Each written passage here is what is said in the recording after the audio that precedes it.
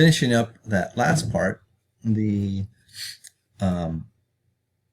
cells lining our respiratory tract, like in our trachea or windpipe, they have cilia. The cells are stationary, but the cilia move the mucus that's secreted, and the mucus traps debris, particulate matter that we inhale, and this is a good thing because otherwise that debris might get all the way down into our lungs.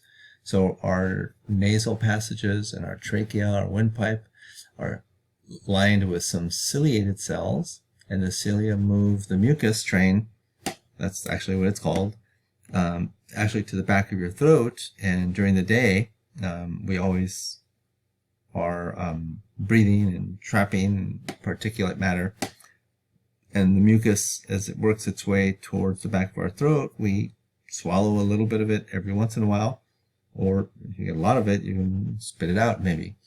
But the cilia is still involved with movement. Even though their cells are stationary, it's moving the mucus.